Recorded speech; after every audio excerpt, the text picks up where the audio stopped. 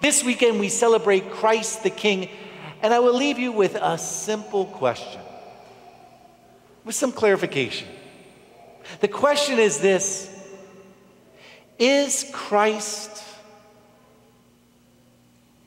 King of my life?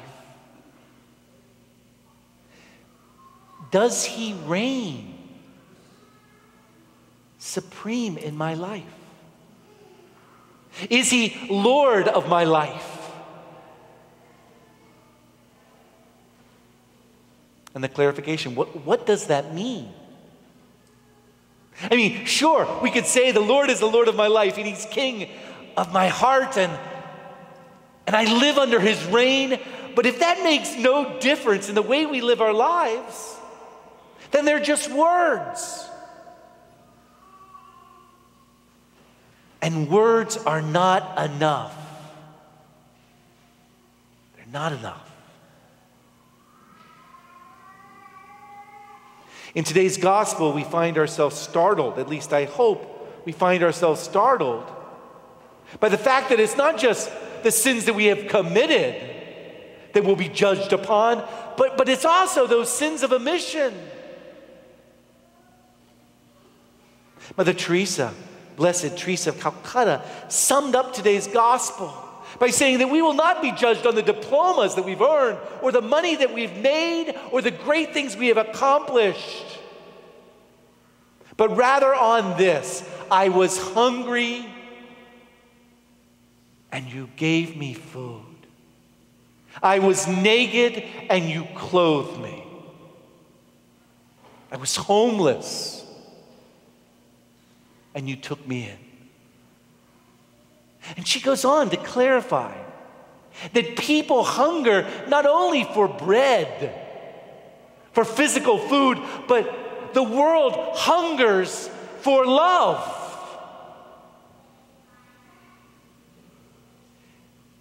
Have we satisfied that hunger?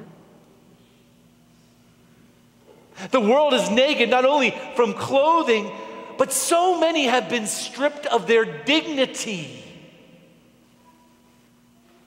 their respect.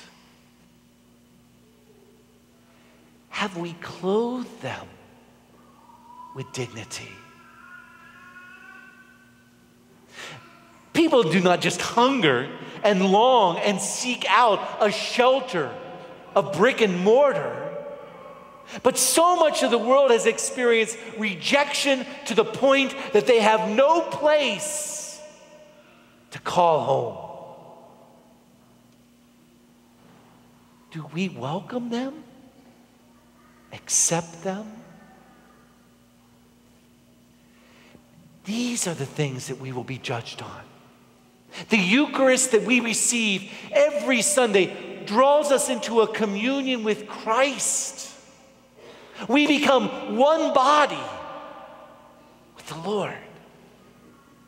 And no doubt, it draws us into that beautiful love relationship with God that we are called to. And yet, if it makes no difference in our lives, then we're missing the boat. Because to live in communion with Christ is to live in communion of his mission. And his mission continues today. He is the good shepherd, the great king, the one who would lay down his life for us. He is the one who satisfies our hunger, not only in the multiplication of the loaves, but by giving us the true bread from heaven, his body and blood, soul and divinity.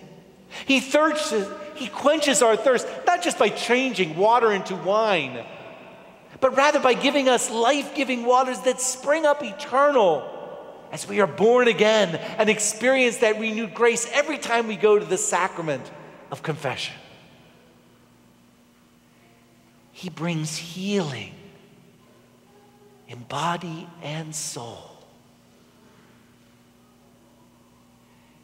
He calls us home in the new covenant, invites us to live with him forever. And all he asks is that we do the same, that the world may know that we are his disciples by our love, that just as we have been forgiven, we must forgive. That just as he had an option for the poor, so we must keep our eyes open always for those who are empty and hollowed out, those who long to be satisfied. Blessed Teresa of Calcutta made one other comment when she was in the States about our own country.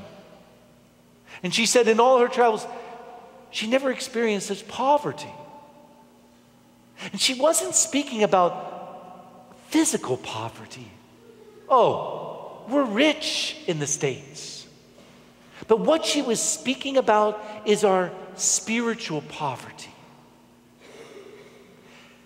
As we end this liturgical year, let us take some time to really evaluate this past year and prepare ourselves to start anew with a new Advent, a new hope, a new longing. Let us take time to reflect on the question, is Jesus Christ King of my life?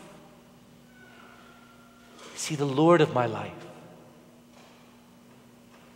Does he reign in my life?